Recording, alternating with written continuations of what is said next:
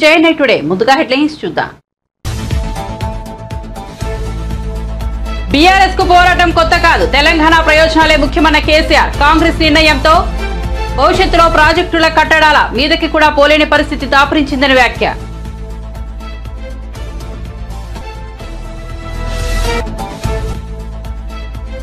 జీడీ నెల్లూరులో రా కదిలేరా సభ హాజరైన చంద్రబాబు. వాలంటీర్లు ప్రజాసేవ చేస్తే అభ్యంతరం లేదని వెల్లడి. వైసీపీకి సేవ చేస్తే మాత్రం వదిలిపెట్టబోమని వార్నింగ్.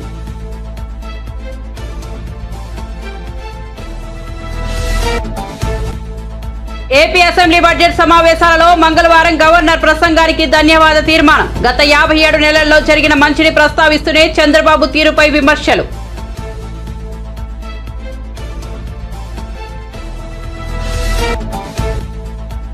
తెలంగాణ ప్రభుత్వం కీలక నిర్ణయం. గ్రూప్ 1 పోస్టుల భర్తీకి ప్రభుత్వ ఆదేశాలు జారీ. కొత్తగా 60 పోస్టులు పెంచిన తెలంగాణ ప్రభుత్వం. 563కు చేరిన గ్రూప్ 1 పోస్టుల సంఖ్య.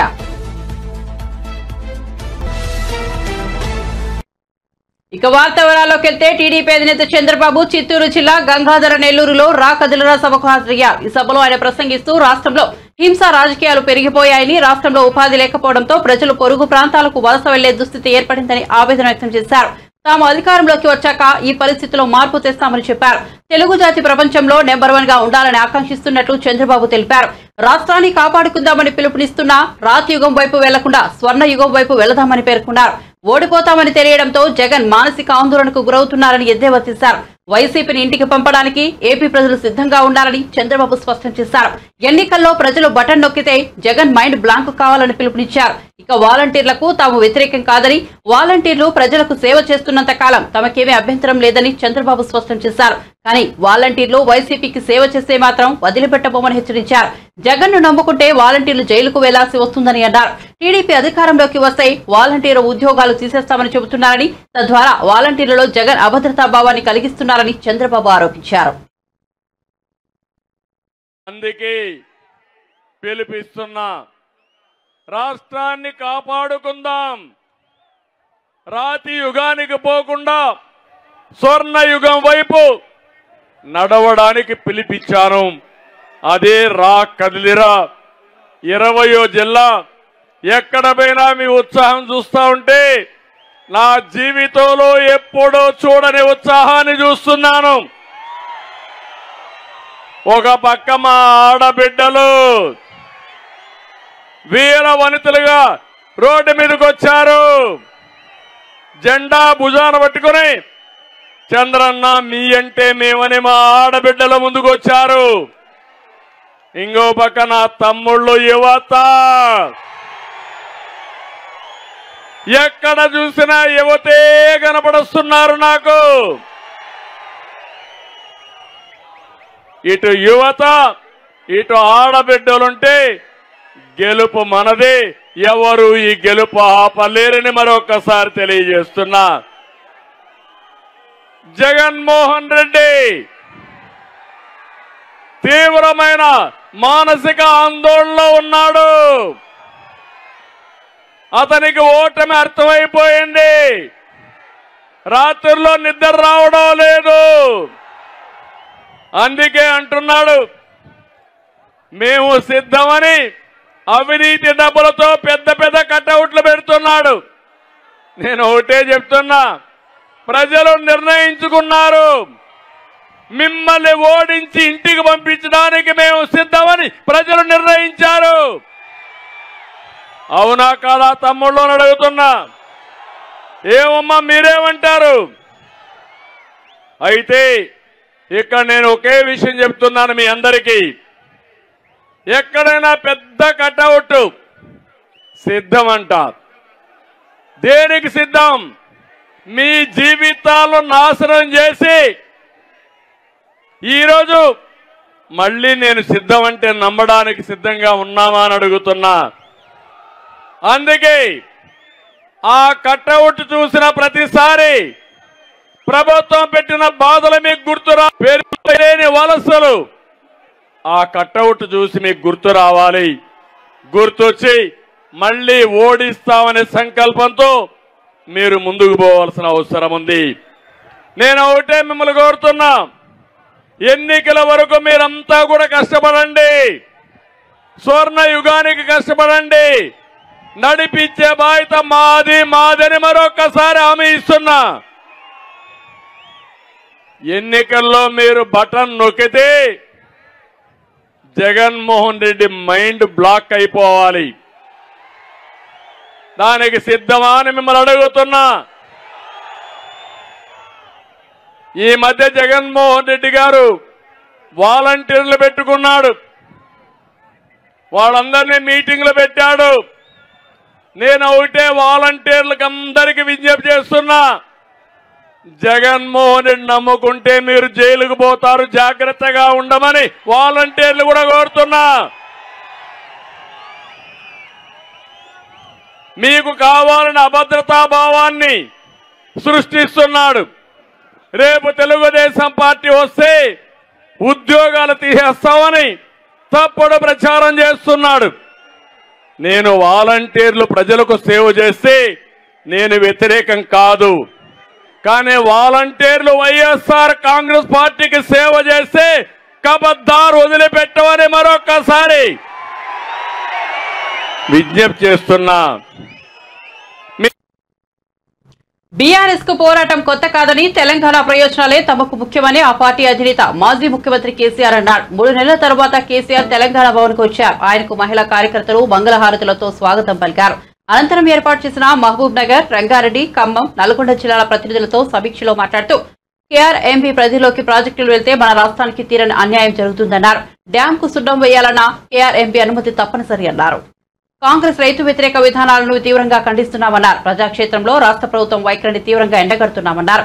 కాంగ్రెస్ ప్రభుత్వం ప్రమాదకర మూర్ఖపు వైఖరిని తిప్పికొట్టి కృష్ణా జలాలపై, ప్రాజెక్టులపై తెలంగాణకు రావాల్సిన వాటాను, హక్కులను 100% కాపాడుకునేందుకు ఎంత దాకైనా పోరాడాల్సిందేనని పిలుపునిచ్చారు. ఉద్యమం సమయంలో సాగునీరు, తాగునీటి హక్కుల కోసం పోరాడమే కాకుండా మా నీళ్లు మాకే అనే ప్రధాన నినాదాన్ని స్వయం పాలన ప్రారంభమైన అనతి కాలంలోనే నిజం చేసి చూపించిన ఘనత బీఆర్ఎస్ పార్టీదని పేర్కొన్నారు.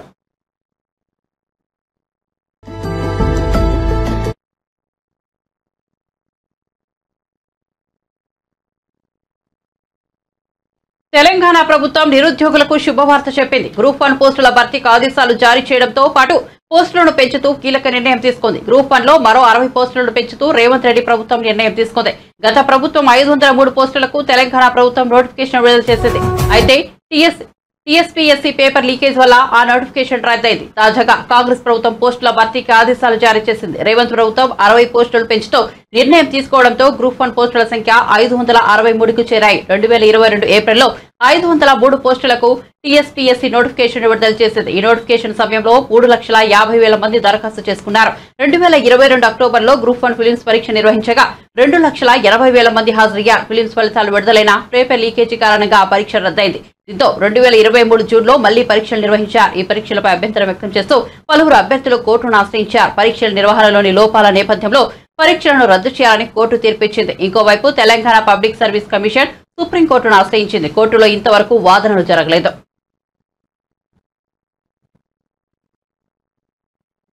నోరు తెరిస్తే చంద్రబాబు 14 ఏళ్లు సీఎంగా ఉన్నారని అంటారని, అనుభవం అనేది రాష్ట్రాలకు, ప్రజలకు ఉపయోగపడేలా ఉండాలని, ఏ అనుభవం లేకుండానే రాష్ట్రానికి సుపరిపాలన అందించామని ముఖ్యమంత్రి వైఎస్ జగన్మోహన్ రెడ్డి పేర్కొన్నారు. ఏపీ అసెంబ్లీ బడ్జెట్ సమావేశాలలో మంగళవారం గవర్నర్ ప్రసంగానికి ధన్యవాద తీర్మానంపై సీఎం జగన్ ప్రసంగిస్తూ గత 57 నెలల్లో జరిగిన మంచిని ప్రస్తావిస్తూనే చంద్రబాబు తీరుపై ఎండగట్టారు. ఇప్పటి వరకు 5 బడ్జెట్లు ప్రవేశపెట్టాం. ఇదే బడ్జెట్ కు మరిన్ని బెరుకులతో వచ్చే ప్రభుత్వంలో పెట్టుకుందాం. 2024 జూన్లో మన ప్రభుత్వం ఏర్పడాక పూర్తిస్థాయి బడ్జెట్ ప్రవేశపెడతామని పేర్కొన్నారు.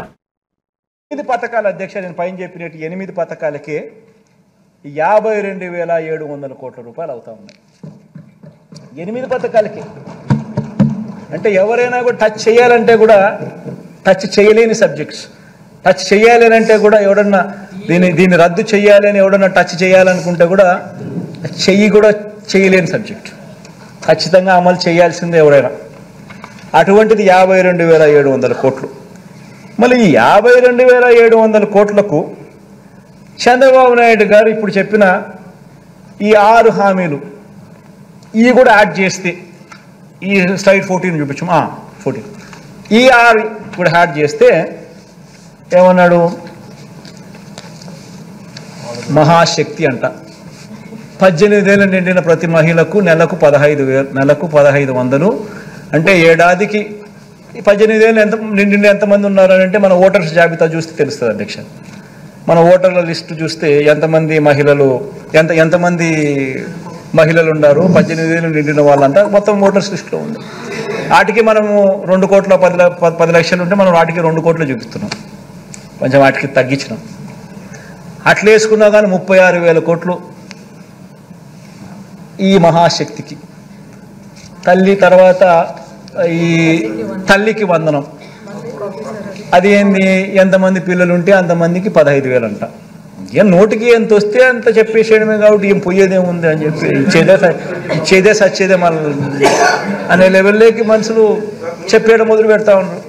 తల్లికి వందనం అని చెప్పి ఎంతమంది పిల్లలు ఉంటే అంతమందికి. రాష్ట్రంలో 83 లక్షల మంది పిల్లలకు మనము మంచి జరిగిస్తూ 33,000 కోట్లు మనము ఈ రైతు భరోసా కింద మనం ఇప్పటికీ ఇచ్చేసాం రైతులకు. అలాంటి పథకానికి కూడా మళ్ళా అప్పుడు 13,500 ఇవ్వడానికి రైతులకు మనసు రాలే. ఇప్పుడు దానికి పోయేదేముందిలే అని చెప్పి 20,000 అంటున్నాడు. దానికి ఇంకొక 10,000 కోట్లు, 11,000 కోట్లు, అంతా కలిపితే 73,000 కోట్లు. ఈ 73,000 కోట్లకు నేను ఇంతకుముందు చెప్పినా కదా, టచ్ చేయలేని సబ్జెక్టులు ఉన్నాయని చెప్పి పెన్షన్లు కానీ. ఇంత మోసం చేసేదానికోసం ఈ దుర్బుద్ధితో ఈ మాదిరిగా మోసం చేయడం ధర్మమేనా ప్రజలను? ఇంత అబద్ధాలు ఆడడం, ఇంత కుట్రలు పనడం, ఇంత మాదిరిగా మోసం చేయాలనే ఆలోచనతోనే మోసం చేయడానికి కోసమే ఈ మాదిరిగా ఒక రంగురంగుల మేనిఫెస్టో తీసుకొని వచ్చి ఈ మాదిరిగా మోసం చేసే దిశగా అడుగులు వేయడం ధర్మమేనా అని అడుగుతా ఉన్నా, ఆలోచన చేయమని అడుగుతా ఉన్నా. ప్రతి ఒక్కరూ కూడా ఈ విషయం ప్రతి ఇంట్లో కూడా చర్చ జరగాలని కూడా కోరుతా ఉన్నా అధ్యక్ష. చంద్రబాబు నాయుడు గారిని అడిగితే అధ్యక్ష, మరి జగన్ 70,000కే ఇంత కష్టపడతా ఉన్నాడు కదబ్బా, నువ్వు 70,000కే రాష్ట్రం శ్రీలంక అయిపోతుందని అంటున్నావు కదా, మరి నీకు ఇవన్నీ చేస్తే కనీసం 1,26,000 నువ్వు చెప్పి కొత్త ఎన్ని యాడ్ చేస్తే అది ఇంకా 1,50,000కు పోతుందేమో నాకు తెలియదు. అవన్నీ చేయడానికి నీకు డబ్బులు యాడ్ నుంచి వస్తాయనంటే చంద్రబాబు నాయుడు, ఈనాడు, ఆంధ్రజ్యోతి, TV5 వాళ్ళకి మీడియా బలం ఎక్కువ కదా అధ్యక్ష. ఎల్లో మీడియా ఎక్కువ, మీడియా బలం ఎక్కువ, వాళ్ళు ఏదైనా గోబెల్స్ ప్రచారం చేయగలుగుతారు. వాళ్ళందరూ ఏమంటారు, చంద్రబాబు నాయుడు సంపద సృష్టిస్తాడు. ఆశ్చర్యం అనిపిస్తుంది అధ్యక్ష, చంద్రబాబు నాయుడు సంపద సృష్టిస్తాడు అని అంటాడు. సరే పోనీ సంపద సృష్టించే కార్యక్రమం ఆయన కొత్తగా ముఖ్యమంత్రి ఇప్పుడు ఫస్ట్ టైం కావడం లేదు కదా, ఆయన ముఖ్యమంత్రి కావడం లేదు కదా, ఆయన సంపద అనేది ఆయన 14 ఏళ్లలో ఆయన సంపద సృష్టించి ఉండాలి కదా. సో 3 సార్లు ఆయన ముఖ్యమంత్రి అయినాడు. సో 3 సార్లు ఆయన ముఖ్యమంత్రి గతంలో పనిచేసినప్పుడు ఆ గత ట్రాక్ రికార్డులో ఏ మేరకు ఆయన సంపద సృష్టించినాడు అని కూడా ఒకసారి చూస్తాం అధ్యక్ష. ఎందుకంటే ప్రజలందరికీ కూడా ఈ సభ ద్వారా ప్రజలందరూ కూడా ఇదంతా కూడా చూడాలి. ఏ మేరకు ఆయన 14 సంవత్సరాలు ముఖ్యమంత్రిగా ఉన్నప్పుడు 3 పర్యాయాలు ఆయన ముఖ్యమంత్రిగా పనిచేసినప్పుడు ఏ మేరకు ఆయన సంపద సృష్టించినాడు, ఎందుకంటే అప్పుడు కూడా ఎప్పుడు మేనిఫెస్టో అమలు చేసింది లేదు, కాబట్టి అది కూడా చూద్దాం అధ్యక్ష. ఏ మేరకు చంద్రబాబు నాయుడు గారు సంపద సృష్టించిన ట్రాక్ రికార్డ్ ఏమిటని చూద్దాం అధ్యక్ష. హక్కుల కోసం ఉద్యమిస్తున్న సర్పంచ్లను అరెస్ట్ చేయడం ప్రభుత్వ నియంతృత్వ పోకడకు నిదర్శనమని బీజేపీ ఏపీ అధ్యక్షురాలు పురంధేశ్వరి అన్నారు. పల్లెల అభివృద్ధి కోసం నిధులను ఇవ్వాలని అడిగిన సర్పంచులపై దౌర్జన్యానికి దిగడం దారుణమన్నారు. బీజేపీ కార్యాలయంలో నిర్వహించిన రాష్ట్ర లీగల్ సెల్ కార్యాలయంలో ఆమె మాట్లాడారు. సర్పంచులు ఏవైతే విధిగా వారికి రావాల్సినటువంటి వనరులు ఏవైతే ఉన్నాయో వాటిని రాష్ట్ర ప్రభుత్వం పక్కదారి మళ్లిస్తున్నటువంటి విషయం మనందరికీ తెలుసు. ఇవాళ అసలు రాష్ట్ర ప్రభుత్వంలో ఈ సర్పంచులు ఎవరైతే ఉన్నారో పాపం వారు ఎన్నికలకి వెళ్తున్నటువంటి సందర్భంలో ఆ గ్రామాల్లో ఉన్నటువంటి ప్రజలకి అనేక వాగ్దానాలు చేస్తారు. రోడ్డు చేస్తామని, డ్రైనేజీలు చేస్తామని, మంచినీరు ఇస్తామని. కానీ రాష్ట్ర ప్రభుత్వం డబ్బులు ఇవ్వలేదు.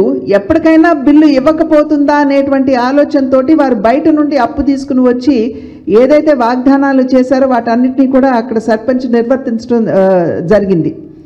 కానీ వారు పనిచేసిన తర్వాత కూడా బిల్లు రానటువంటి నేపథ్యంలో చాలామంది సర్పంచులు, ప్రత్యేకించి గుంటూరు జిల్లాలో ఒక మహిళ కూడా, పల్నాడు ప్రాంతం అనుకుంటాను, మహిళా సర్పంచ్ కూడా ఆత్మహత్య చేసుకోవడం జరిగింది. ఎందుకంటే అప్పుల భారం తట్టుకోలేక ఆ అప్పు తిరిగి కట్టలేనటువంటి పరిస్థితుల్లో వారు ఆత్మహత్య కూడా చేసుకోవడం జరిగింది. ఇవాళ చూసినట్లయితే గ్రామాల్లో ఏమాత్రం అభివృద్ధి ఎతికినా కూడా మచ్చుకైనా కూడా మనకి కనపడినటువంటి విషయం. రోడ్ల పరిస్థితి ఎలాగుందో మనందరికీ తెలుసు. త్రాగునీటి వసతి సరిగ్గా లేదు. కనుక అటువంటి అంశాల మీద ఇవాళ సర్పంచులు ఉద్యమించి ఏవైతే మాకు చట్టబద్ధంగా రావాల్సినటువంటి వనరులు ఉన్నాయో వాటిని ఇవ్వనటువంటి సందర్భంలో మరొకసారి రాష్ట్ర ప్రభుత్వానికి వారి యొక్క బాధ్యతలు గుర్తు చేయాలి అనేటువంటి ఆలోచనతో అసెంబ్లీ జరుగుతున్నటువంటి నేపథ్యంలో వారు, ఎందుకంటే అనేక స్థాయిల్లో అనేక మాధ్యమాల ద్వారా కూడా వాళ్ళు రాష్ట్ర ప్రభుత్వానికి తెలియజేస్తే ఇసుమంత కూడా రాష్ట్ర ప్రభుత్వంలో చలనం లేదు. ఆ లేనటువంటి సందర్భంలో వారు ఇవాళ అసెంబ్లీ ముట్టడి అని చెప్పే కార్యక్రమాన్ని తీసుకుని ఇవాళ సర్పంచ్లందరూ కూడా అసెంబ్లీకి వెళ్ళారు. ఎందుకంటే రాష్ట్ర ప్రభుత్వానికి అక్కడ ఎట్లాగో మంత్రులు ఎమ్మెల్యేలు అందరూ వస్తారు కాబట్టి మళ్ళీ ఒక్కసారి వారందరికీ కూడా మరలా వారు ఎదుర్కొనే పరిస్థితిని వారు గుర్తు చేద్దామనేటువంటి ఆలోచనతో. కానీ ఇవాళ రాష్ట్ర ప్రభుత్వం నిర్దాక్షిణ్యంగా అక్కడ సర్పంచుల్ని అరెస్ట్ చేయడం అనేది ఇది ఒక రకంగా చెప్పాలంటే నియంతృత్వ పోకడ ఏదైతే ఉందో రాష్ట్ర ప్రభుత్వానికి దానికి నిదర్శనం అని చెప్పి తెలియజేస్తూ సర్పంచుల పక్షాన గ్రామీణాభివృద్ధికి పెద్దపీట వేస్తూ సర్పంచుల పక్షాన భారతీయ జనతా పార్టీ ఎప్పుడూ కూడా వారికి అండగానే నిలబడి ఉంటుంది అని చెప్పి మీ మాధ్యమంగా వారందరికీ కూడా తెలియజేస్తూ ఇవాళే సర్పంచులు తెలంగాణలో కాంగ్రెస్ ప్రభుత్వం కూలిపోతుందని వైసీపీ ఎంపీ విజయసాయిరెడ్డి అన్నారు. ఈ వ్యాఖ్యలపై విజయసాయికి ఏపీ కాంగ్రెస్ వ్యవహారాల ఇన్ఛార్జ్ మాణిక్యం ఠాకూర్ కౌంటర్ ఇచ్చారు. సాయిరెడ్డి వ్యాఖ్యలపై చర్యలు తీసుకోవాలని రాజ్యసభ చైర్మన్ కు ఫిర్యాదు చేశామని తెలిపారు. ఈ సందర్భంగా మాణిక్యం ఠాకూర్ మాట్లాడుతూ విజయసాయి 33 నిమిషాల ప్రసంగంలో 30 నిమిషాలు కూడా కాంగ్రెస్ గురించే మాట్లాడారని అన్నారు. బీజేపీని పొగుడుతూ మాట్లాడడం వారి మధ్య ఉన్న బంధాన్ని తెలియజేస్తుందని తెలిపారు. వైసీపీ ప్రధాన శత్రువు కాంగ్రెస్ అని చెప్పారు. తను ప్రత్యేక హోదా గురించి వైసీపీని ప్రశ్నిస్తే విజయసాయి కల్లబొల్లి మాటలు చెబుతున్నారని మండిపడ్డారు.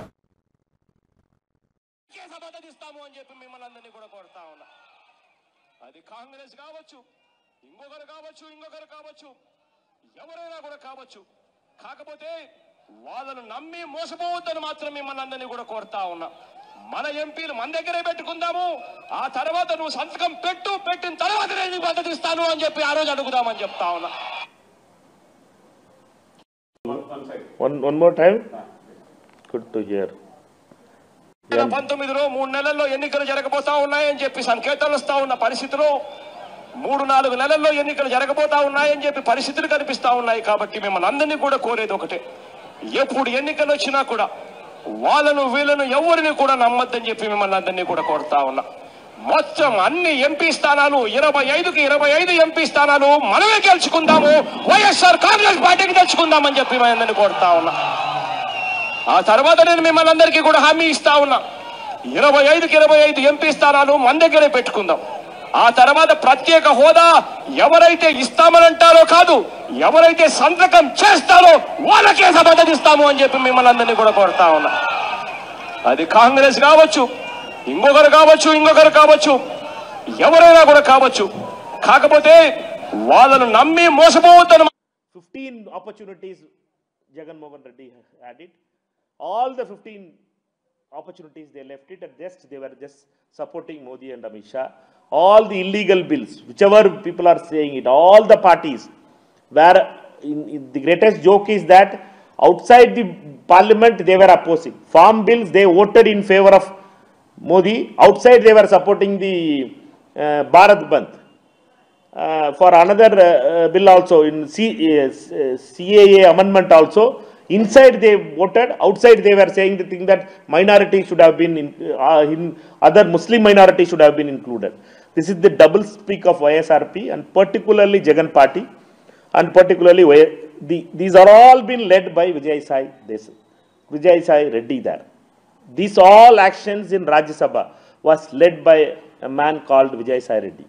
Therefore, it is very clear that Jagan is part of the BJP.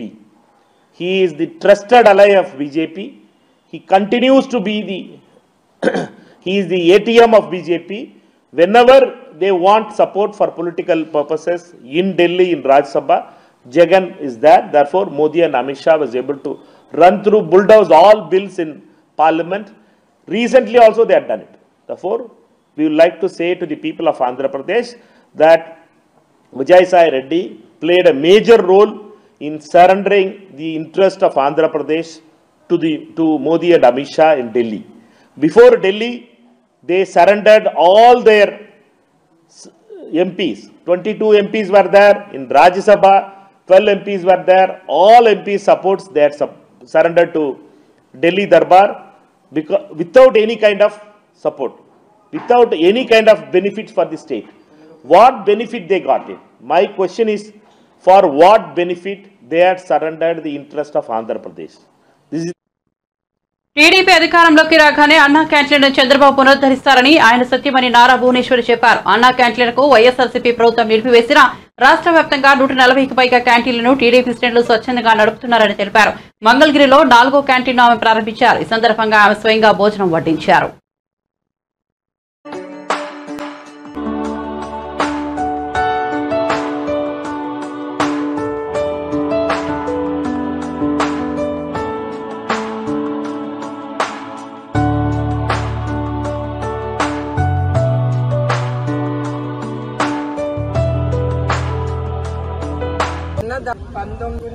అన్నదానం మహాదానం అదే ఆయన మనసులో పెట్టుకుని నందమూరి తారక రామారావు గారు గుర్తింపు మీద అన్నా క్యాంటీన్ ఆయన మొదలు పెట్టారు. అట్లాంటిది 2019లో వేరే ప్రభుత్వం ఇప్పుడుండే ప్రభుత్వం వచ్చి అన్ని వాళ్ళు కొల్లగొట్టారు అన్నా క్యాంటీన్లన్నీ. అయినా కూడా ఇప్పుడు 140 క్యాంటీన్లు నడుస్తున్నాయి. అది టీడీపీ వాళ్ళు కావచ్చు, బయట ప్రజలు స్వచ్ఛతంగా వచ్చి వాళ్ళు స్పాన్సర్ చేసుకుని అన్నా క్యాంటీన్ ప్రజలకి భోజనం పెడుతున్నారు. ఆ దాతలందరికీ నా కృతజ్ఞతలు, థ్యాంక్ యూ అండి. అట్లానే ఆ ఒక్క సంవత్సరంలో 7.25 మంది భోంచేశారు. అది ఉండుంటే ప్రజలకి చాలా అందుబాటులో ఉండేది. సో నేను కోరేది ఏంటంటే తప్పకుండా నేను చంద్రబాబు నాయుడు గారు పవర్లోకి వచ్చినప్పుడు ఆయన తప్పకుండా ఇది ప్రారంభిస్తారు. మంగళగిరిలో లోకేష్ గారు కానీ, కుప్పంలో చంద్రబాబు నాయుడు గారు కానీ మొదలు పెడితే అది కూడా ఆపారు. కానీ ఎవ్వరూ వెనక అడుగు వేయలేదు. వాళ్లే కాదు, తెలుగుదేశం కార్యకర్తలు కానీ, తెలుగుదేశం సింపథైజర్స్ కానీ ఎవరు వెనక అడుగు వేయలేదు. అందరూ ధైర్యం చేసి ఈ అన్నా క్యాంటీన్ ముందుకు తీసుకెళ్లారు. అది మా తెలుగుదేశం బిడ్డల గొప్పతనం. యాదాద్రి భువనగిరి జిల్లా కేంద్రంలోని ఎస్సీ వసతి గృహంలో 10వ తరగతి విద్యార్థుల ఆత్మహత్య ఘటనపై బీఆర్ఎస్ ఎమ్మెల్సీ కల్వకుంట్ల కవిత పలు అనుమానాలు వ్యక్తం చేశారు. హాస్టల్ పరిసర ప్రాంతాలను ఆమె మంగళవారం పరిశీలించారు. పోలీసులు పారదర్శకంగా దర్యాప్తు చేసి దోషులను త్వరగా గుర్తించాలని కోరారు. పాఠశాలలో జరిగినటువంటి ఒక విషాదకరమైనటువంటి సంఘటన. 2 ఆడపిల్లలు 10వ తరగతి చదువుతున్నటువంటి ఆడబిడ్డలు ఇద్దరు కూడా సూసైడ్ చేసుకొని చనిపోవడం. 2, 3, 4 రోజులు అవుతున్నప్పటికి కూడా మరి పోలీసు వాళ్ళకి ఎటువంటి కారణాలు సరిగ్గా దొరకడం లేదని చెప్పడం జరిగింది. మరి జరిగినటువంటి ఇష్యూ చాలా దారుణమైనది, హృదయ విదారకంగా ఉన్నది. 2 ఆడపిల్లలు ఒకటే రూమ్లో సూసైడ్ చేసుకొని చనిపోవడం, మరి ఒక అనుమానాస్పద రీతిలో ఉన్నటువంటి సూసైడ్ లెటరు, ఇక్కడ చూస్తున్నటువంటి పరిసర ప్రాంతాలు అన్నీ కూడా కొద్దిగా అనుమానాస్పదంగా ఉన్నాయి. మరి పోలీసు వాళ్ళు తక్షణమే మంచిగా ఇన్వెస్టిగేషన్ తరోగా చేసి దోషులు ఎవరన్నది నిర్ధారించాల్సినటువంటి అవసరం ఉన్నది.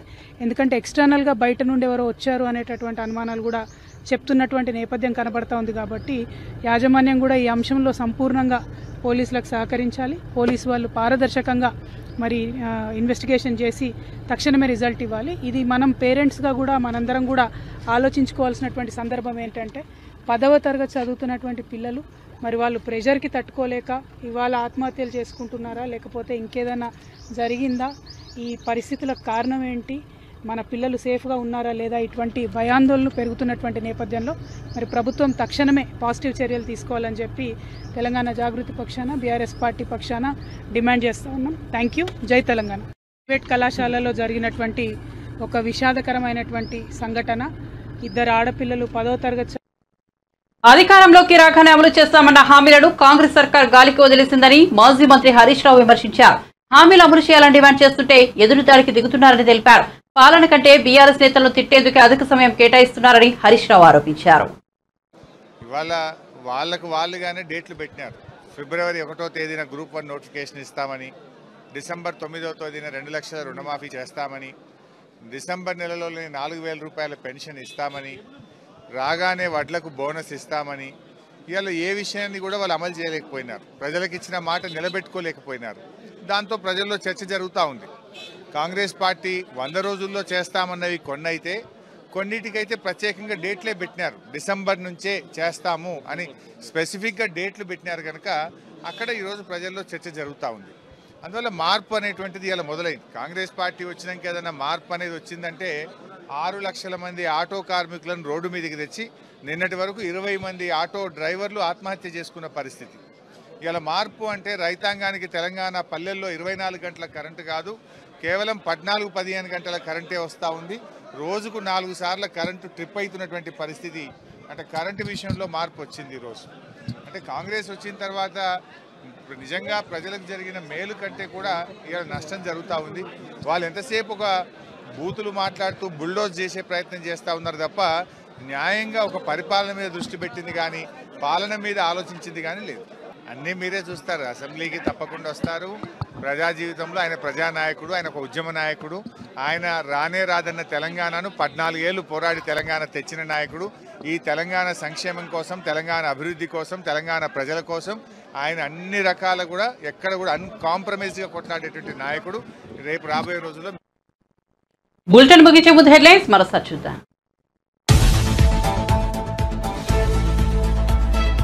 బీఆర్ఎస్ కు పోరాటం కొత్త కాదు, తెలంగాణ ప్రయోజనాలే ముఖ్యమన్న కేసీఆర్. కాంగ్రెస్ నిర్ణయంతో భవిష్యత్తులో ప్రాజెక్టుల కట్టల మీదకు కూడా పోలేని పరిస్థితి దాపురించిందని వ్యాఖ్య.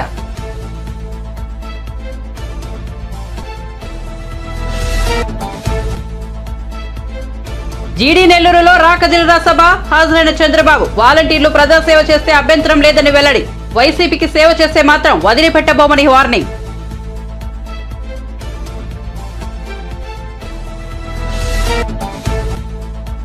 ఏపీ అసెంబ్లీ బడ్జెట్ సమావేశాలలో మంగళవారం గవర్నర్ ప్రసంగానికి ధన్యవాద తీర్మానం. గత 57 నెలల్లో జరిగిన మంచిని ప్రస్తావిస్తూనే చంద్రబాబు తీరుపై విమర్శలు.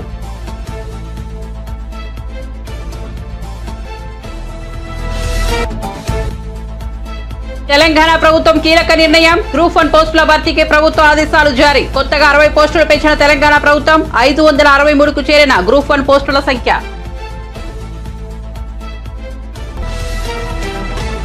మరిన్ని అప్డేట్స్ కోసం చూస్తూనే ఉండండి జై9 టుడే.